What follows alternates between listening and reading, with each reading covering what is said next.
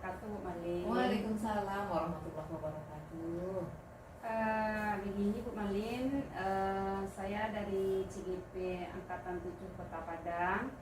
Kami ada tugas di modul 3.1 di demonstrasi kontekstualnya. Kami mewawancarai 2 orang kepala sekolah, salah satunya kepala sekolah saya. Nah, dalam kesempatan ini, apakah Bu Malin punya waktu nih? Alhamdulillah. Sebelumnya Bu Malin izinkan Bu Malin mengucapkan selamat dulu ya. Selamat untuk CGP. Mudah-mudahan apa yang dilaksanakan hari ini benar-benar membuahkan hal yang positif untuk pengembangan pendidikan terutama di sekolah kita ya Bu Ici. Amin, amin. Mudah-mudahan Bu Malin. Iya. Jadi ada beberapa pertanyaan yang ingin saya ajukan kepada Bu Malin mengenai pengambilan keputusan yang sudah Bu Malin lakukan selama ini selama menjadi kepala sekolah. Yang pertama, beberapa kasus yang terjadi di sekolah kita, menurut Bu Malin, apakah itu dilema etika atau bujukan moral? Sudah bisa dijawab Bu Ici? Boleh.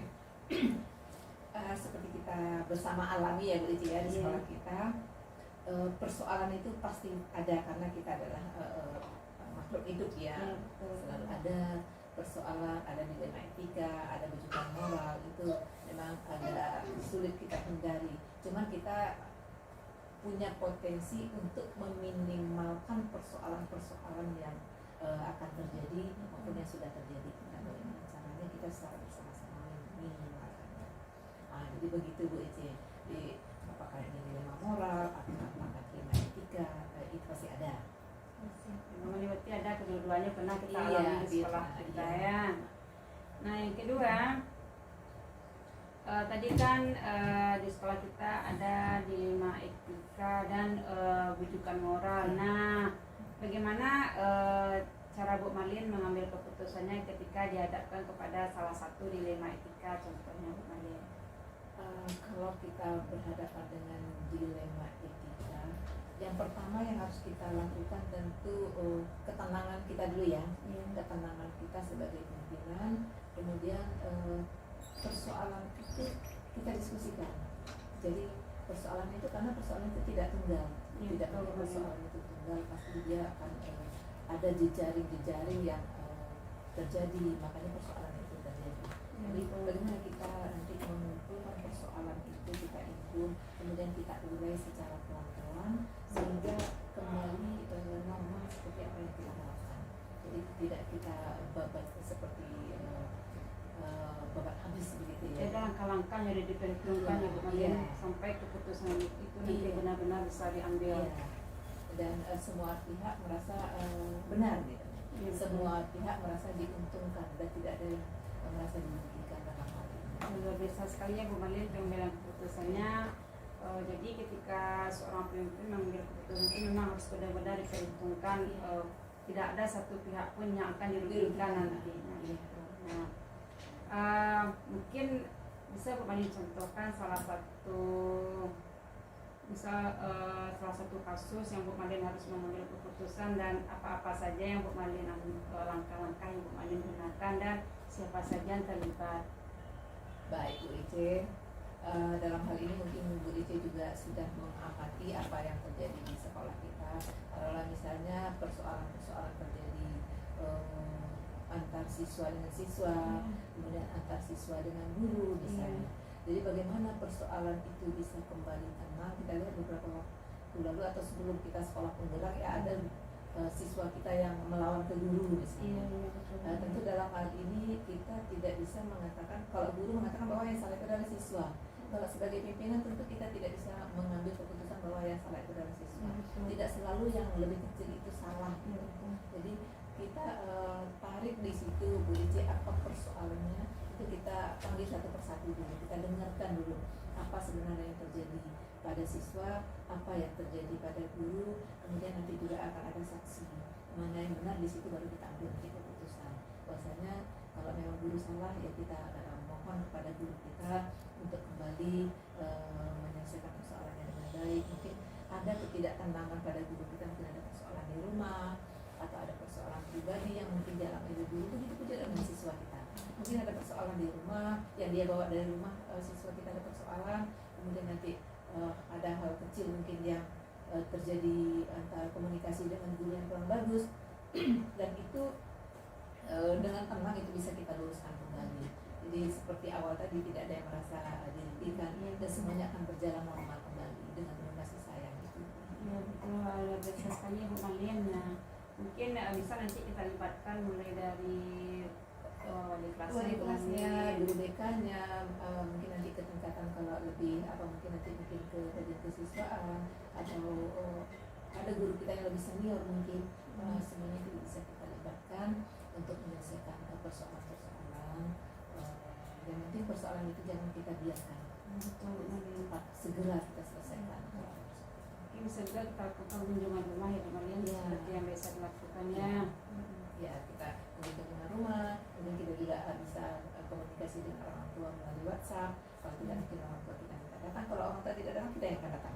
Iya betul, luar biasa sekali ya Bu. Ya. Oke. Selanjutnya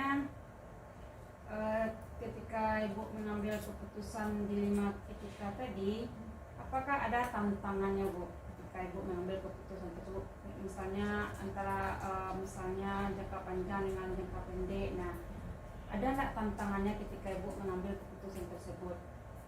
Tantangannya pasti ada. Pertama, kalau persoalan ini misalnya belum sampai ke meja kepala sekolah, persoalan itu baru sampai misalnya di level guru, taruhlah tadi kita ambil contohnya ada persoalan antara guru dan siswa. Kalau persoalan itu sampai di meja guru, biasanya kecenderungan guru itu kan kompak ya. Jadi walaupun dia kompak, ya padahal yang dipermasalahkan itu adalah siswa kita juga. Gitu. Biasanya kompak bahwasanya siswa itu yang salah gitu. Jadi tentu kita dalam hal ini benar-benar itu tantangan ya, kalau sudah beberapa orang guru mengatakan bahwa siswa itu memang salah gitu. Tentu kita sebagai pimpinan menarik dulu persoalan yang sebenarnya kita lihat dulu benang merahnya itu apa gitu. Seperti disampaikan tadi, apa persoalannya sebenarnya yang terjadi. Walaupun misalnya sekian guru menyatakan anak itu salah, sebagai pimpinan kita tidak langsung mengatakan bahwa anak itu salah, memang harus kita cari dulu. Kalaupun memang anak itu salah, tentu kita bantu anak itu untuk keluar dari persoalan tadi, sehingga kesalahan itu tidak berlarut. Karena dia akan berimbas tidak hanya pada satu guru, pada temannya juga mungkin akan berimbas, pada orang tuanya juga di rumah akan berimbas, kepada masyarakatnya juga akan berimbas. Jadi sebagai pimpinan memang kejelian itu yang memang harus terus menerus ya Bu Ici ya, terus menerus kita bantu teman-teman kita, siswa kita yang bermasalah. Itu yang terus menerus kita bantu sehingga mereka benar-benar fun di sekolah kita, guru maupun siswa benar-benar fun gitu. Kerja keras yang luar biasa ya Bu Malin. Sama-sama kita Bu Ici, kita sama-sama Bu. Kepala sekolah tidak bisa jalan sendiri tanpa guru-guru hebat seperti Bu Ici. Memang luar biasa ya Bu Malin, kerja kepala sekolah itu memang benar-benar harus jeli membedakan mana yang benar-benar salah, mana yang benar-benar betul, sehingga keputusan tadi memang benar-benar adil bagi semua pihak. Iya. Selanjutnya Bu Malin, apakah Bu Malin nanti ketika pengambilan keputusan tersebut atau menyelesaikan suatu kasus punya waktu tertentu, misalnya hari ini saja atau kapan Bu Malin bisa Bu Malin langsung meluncur? Kalau persoalan kasus mungkin yang akan berimbas besar Bu Ici, itu biasanya kita nggak nunggu waktu ya. Kemarin itu nggak menjadwalkan waktu, nantilah saya selesaikan, tidak seperti itu. Jadi ada persoalan segera kita bersihkan, persoalan itu segera kita tuntaskan saat kejadian itu langsung kita terima. Jadi kita tidak menunggu, karena kalau menunggu akan ada risiko mengembang dia mengambang kemana-mana, dia menular nanti kemana-mana, dia akan menjadi membesar. Jadi kalau sudah menjadi isu-isu yang negatif di banyak pihak, itu kita semakin sulit kita meredam. Jadi kalau ada persoalan, yuk kita selesaikan sama-sama. Jadi belum panas ya, kalau sudah panas ini ya menyiramnya seperti kebakaran ya, kalau masih di seputar kompor meledaknya kita padamkan itu lebih mudah. Tapi kalau udah sekian rumah itu udah. Apalagi ada nanti netizennya ditambah bumbu sama netizen. Tuh. Mungkin luar biasa nanti. Itu yang kita hindarkan. Selanjutnya Bu Malin, dalam pengambilan keputusan tersebut, adakah seseorang atau siapa yang sering membantu atau bisa Bu Malin percaya untuk menyelesaikan keputusan tersebut? Baik Bu Ice, di sekolah kita banyak guru-guru hebat ya, banyak guru hebat yang bisa kita berbagi. Kemudian kita juga punya pimpinan, kita punya pengawas, kita punya ketua yayasan dan beberapa jajarannya. Itu bisa kita ajak untuk berkomunikasi kalau persoalan itu terlalu pelik. Kalau persoalan itu hanya menyangkut persoalan dia kecil di sekolah, biasanya kan kita minta pimpinan, kita diskusikan ini persoalan yang terjadi. Jadi sama-sama kita membentengi persoalan yang terjadi. Jadi bukan hanya diselesaikan oleh kepala sekolah sendiri, mulai dari guru, wali kelas, kemudian tingkat pimpinan, itu semuanya harus berkolaborasi untuk menyelesaikan persoalan. Jadi bukan hanya kepala sekolah. Kepala sekolah itu kan tidak tunggal sebenarnya ya, kepala sekolah itu jenjangnya dia berjenjang. Jadi kalau diselesaikan sendiri itu tidak akan bisa diselesaikan oleh kepala sekolah. Harus bersama-sama. Luar biasa sekali Bu Malin. Nah, begini Bu Malin, ketika Bu Malin mengambil suatu keputusan, pernah enggak Bu Malin mempublikasikannya? Mungkin Bu Malin ceritakan di media sosial kah, atau di Facebook kah, atau di manakah? Begitu. Kalau persoalannya misalnya yang positif, ya yang bisa dicontoh oleh orang lain, itu biasanya Bu Malin tuangkan di media sosial. Tapi kalau yang mungkin ada menyangkut individu yang mungkin orang akan tersinggung atau orang akan berduka dengan persoalan itu tidak kita posting, cukup kita simpan dalam memori kita saja. Ya, betul. Mungkin ketika pengambilan keputusan yang baik tadi mungkin bisa kalau kita publikasikan mungkin nanti bisa dijadikan contoh oleh orang lain untuk mengambil keputusannya ya Bu Malin. Tapi kalau sudah mengarah ke individual, nah itu menyangkut nanti harga diri seseorang, nggak mungkin juga kita publikasikan. Kita simpan rapi-rapi. Berarti ada kalanya keputusan itu perlu kita publikasikan, ada kalanya perlu kita simpan saja buat diri kita sendiri dan orang tersebut ya Bu Malin. Benar. Oke, luar biasa sekali Bu Malin. Mungkin itu cukup wawancara kita untuk hari ini. Mudah-mudahan saya bisa nanti menjadi Bu Malin, menjadi pimpinan luar biasa. Bukan pimpin itu kan bukan hanya kepala sekolah ya Bu Malin. Saya juga bisa menjadi pimpinan di dalam kelas saya untuk peserta didik saya. Nanti saya juga bisa mengambil keputusan yang tidak merugikan peserta didik saya ketika peserta didik saya tersandung suatu kasus atau permasalahan Bu Malin. Kalau boleh berpesan Bu Ice sebagai guru muda, sebagai guru hebat, kita berharap Bu Ice terus mengembangkan sayapnya ya, menjadi guru yang terbaik, menjadi teladan bagi anak-anak didik kita maupun bagi anak-anak Bu Ice, maupun balik untuk diri sendiri. Mohon dukungannya selalu ya Bu Malin. Siap, kita berharap dengan Bu Ice kita terus berkolaborasi apapun yang terjadi. Siap Bu Malin. Oke, terima kasih banyak Bu Malin. Sukses selalu Bu Ice, tetap menjadi yang terbaik. Siap, terima kasih banyak Bu Malin. Assalamualaikum warahmatullahi wabarakatuh. Waalaikumsalam warahmatullahi wabarakatuh Bu Ice.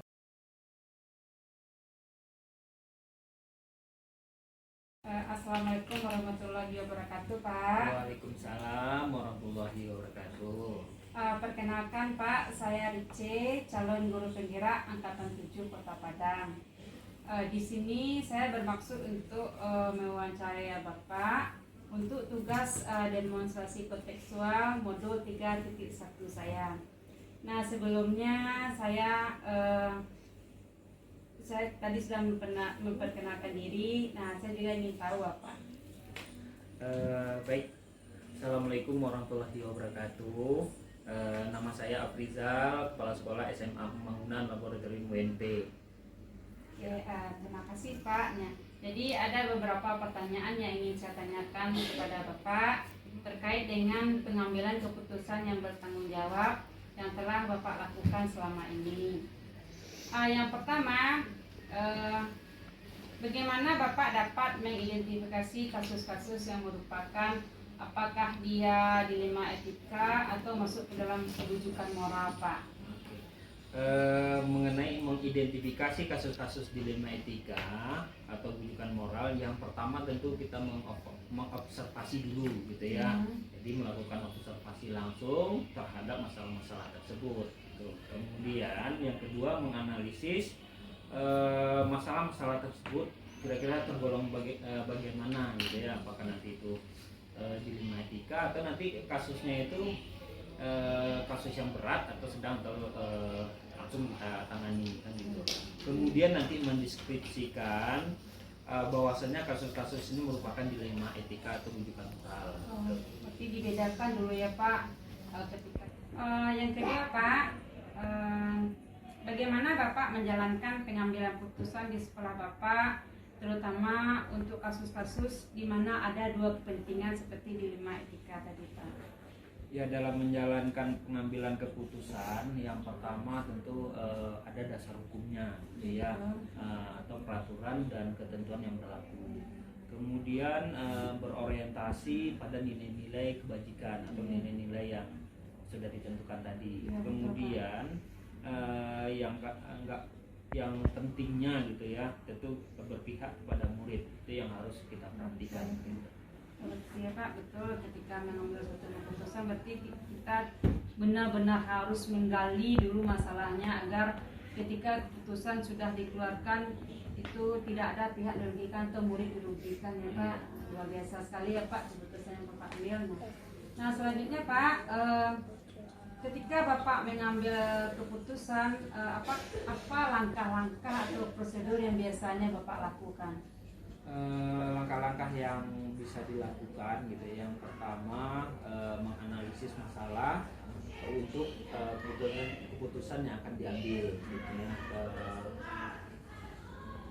Yang kedua kita harus melihat rujukannya seperti apa. Seperti yang disampaikan tadi, tentu rujukannya pada dasar hukumnya apa atau regulasinya bagaimana atau berdasarkan nilai-nilai kebajikan itu sendiri. Kemudian menganalisis dampak dari keputusan yang diambil gitu. Kalau bisa dampak tersebut tentu harus diminimalisir ya, dampak negatifnya tentu diharapkan seminimal mungkin gitu. Oke Pak, nah hal apa saja selama ini Bapak anggap efektif dalam pengambilan keputusan pada kasus-kasus dilema etika? Hal-hal efektif dalam pengambilan keputusan yang pertama tetap kita merujuk pada peraturan atau dasar hukumnya gitu ya. Kemudian mengacu pada kebenaran atau nilai-nilai tadi. Kemudian yang perlu kita perhatikan tentu tidak berpihak kepada individu atau kelompok tertentu. Itu yang perlu kita perhatikan. Luar biasa sekali ya Pak, berarti ketika kita mengambil suatu keputusan memang harus ada landasan atau aturan ya Pak, agar kita tidak salah langkah ya Pak.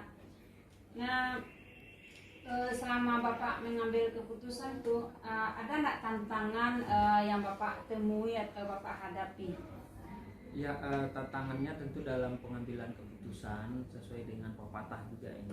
Bagaimana kita mengambil rambut di dalam tepung kan gitu ya. Rambut ini putus, menarik rambut dalam tepung. Yang rambut ini nggak putus, kemudian tepung ini nggak berserakan kan gitu ya. Itu yang perlu kita perhatikan.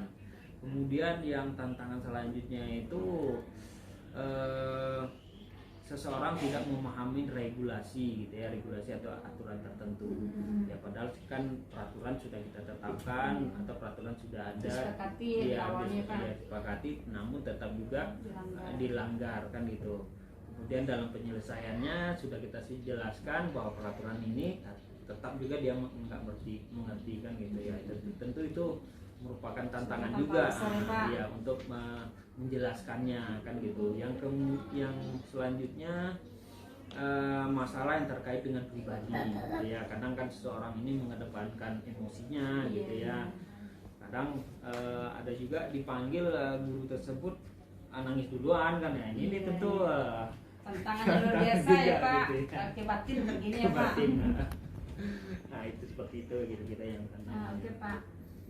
Ketika Bapak menghadapi suatu kasus atau menyelesaikan suatu permasalahan, apakah Bapak membutuhkan waktu khusus untuk menyelesaikannya atau Bapak langsung terjun seketika ada masalah tersebut? Ya, untuk triknya ya, trik dalam pengambilan keputusan gitu ya. Yang pertama tentu kalau sifatnya insidentil gitu ya, tentu penanganannya harus segera kan biar cepat gitu ya, supaya jangan tidak berlarut nanti mungkin lama mungkin membesar Melebar jadi isu-isu negatif ya, nantinya isu Pak. negatif jadinya seperti bola salju juga ininya kan Kalau gitu. melebar susah lagi ditahan Susah Pak. lagi. Kemudian ada juga kita melalui prosedur juga gitu ya, seperti misalnya kita kan di sini ada beberapa wakil, ada wakil kurikulum, ada wakil kesiswaan. Kalau misalnya mengenai kedisiplinan guru gitu ya, dalam misalnya tidak membuat perangkat pembelajaran, tentu nanti berkala dulu melalui wakil tersebut gitu ya, termasuk nanti masalah siswa tentu kesiswaan. Kalau misalnya nanti dalam suatu waktu tertentu masih melanggar juga, tentu lebih tingkat kepala sekolah kan gitu, sampai nanti bisa juga kalau kita yayasan ini tentu kan yayasan gitu ya, apakah itu pemecatan atau gimana gitu, tentu ada tahap atau prosedurnya gitu. Ada step-stepnya ya Iya, Pak. step-stepnya. Nah berarti Bapak tidak menyediakan waktu khusus ya Pak, kalau masalahnya darurat berarti Bapak langsung terjun ke lapangan ya Pak. Ya. Luar biasa ya Pak. Dalam pengambilan keputusan yang sudah Bapak lakukan tersebut, apakah ada faktor atau seseorang yang selama ini mempermudah Bapak dalam mengambil keputusan tersebut?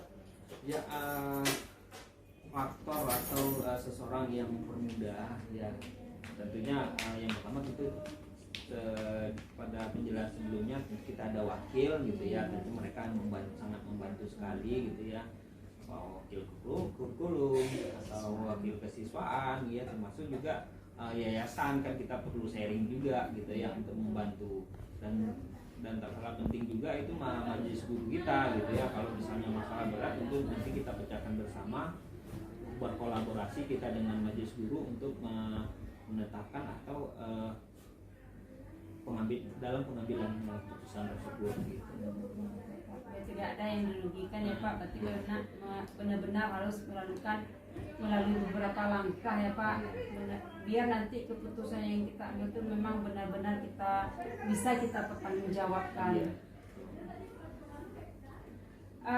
Yang terakhir Pak, dari semua yang telah Bapak sampaikan, pembelajaran apa yang dapat Bapak petik dari pengalaman Bapak dalam mengambil beberapa keputusan yang sudah Bapak lakukan? Iya, tentu mengaitkan masalah tersebut dengan peraturan yang berlaku gitu ya. Misalnya Landasan ada landasan ya Pak. Ada landasannya itu, masalah ini kira-kira apa landasannya, sehingga nanti kita nggak salah langkah dalam pengambilan keputusan gitu. Yang tidak kalah penting lagi Pak, menurut Bapak nih keputusan yang Bapak ambil tuh kira-kira perlu kita publikasikan, atau misalnya ada keputusan ini kita publikasikan, keputusan ini tidak kita publikasikan, bagaimana menurut Bapak? Kalau keputusan yang sangat positif gitu ya, sangat positif tentu ya sebagai kita sekolah gitu ya, tentu promosi sekolah tentu bisa kita publikasikan. Tentu ada juga keputusan ini nggak perlu kita publikasikan gitu, hanya kita simpan di dalam, kita selesaikan di dalam saja gitu. Luar biasa sekali ya Pak, berarti keputusan yang positif itu mungkin bisa jadi nanti dicontoh atau ditiru oleh yang melihat jika bertemu masalah seperti yang kita hadapi bisa diselesaikan dengan cara kita ya Pak.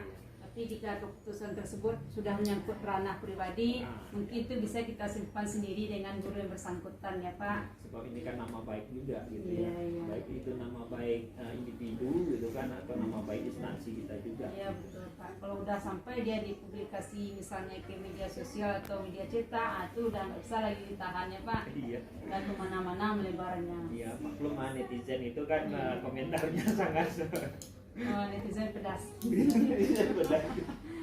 Oke Pak, mungkin sekian dulu dan segitu wawancara dari saya. saya mohon maaf jika ada salah kata Pak. Terima kasih banyak Pak. Assalamualaikum warahmatullahi wabarakatuh. Iya, waalaikumsalam warahmatullahi wabarakatuh. Terima kasih Bu Ice. Sama-sama Pak.